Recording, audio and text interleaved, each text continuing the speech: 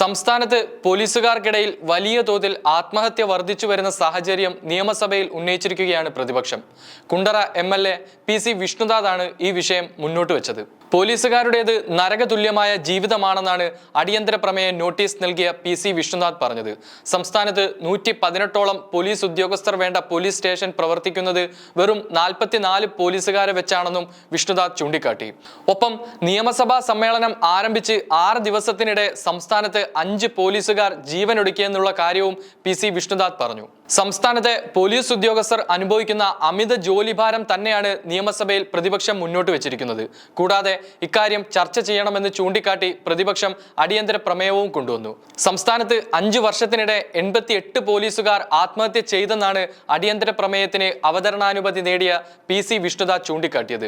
അതിനോടൊപ്പം ആത്മഹത്യ ചെയ്ത ഒരു പോലീസുകാരന്റെ ആത്മഹത്യാ കുറിപ്പും വിഷ്ണുനാഥ് നിയമസഭയിൽ വായിച്ചു. പോലീസുകാരുടെ ജോലിഭാരം കുറയ്ക്കാൻ സംസ്ഥാന സർക്കാർ അടിയന്തര നടപടി സ്വീകരിക്കണം.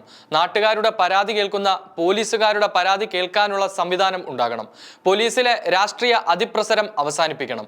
നിയമസഭ സമ്മേളിച്ച ശേഷം 6 ദിവസത്തിനിടെ 5 പോലീസുകാർ ആത്മഹത്യ ചെയ്തു.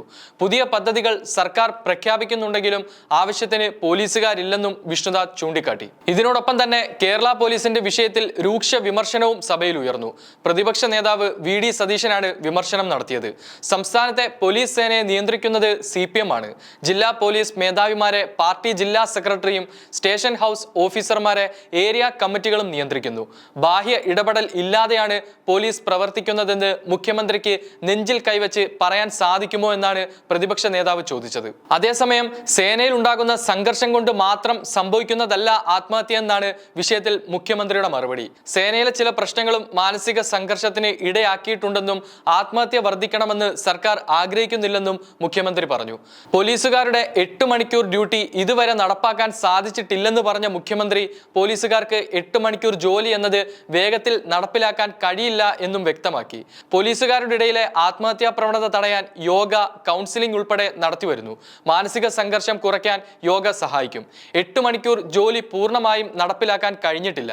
ചില സ്റ്റേഷനുകളിൽ നടപ്പാക്കുന്നുണ്ടെന്നും ഒപ്പം കൂടുതൽ സ്റ്റേഷനിലേക്ക് 8 മണിക്കൂർ ഡ്യൂട്ടി വ്യാപിപ്പിക്കാനുള്ള ശ്രമത്തിലാണെന്നും ആഭ്യന്തര വകുപ്പിന്റെ ചുമതലയുള്ള മുഖ്യമന്ത്രി സഭയിൽ വ്യക്തമാക്കി. ജോലി സമ്മർദ്ദം പൂർണ്ണമായി ഒഴിവാക്കാൻ സാധിക്കില്ല എന്നും പോലീസുകാരുടെ മനോവീര്യം തകർക്കുന്ന നടപടി ഉണ്ടാകരുതെന്നും മുഖ്യമന്ത്രി ചൂണ്ടിക്കാട്ടി.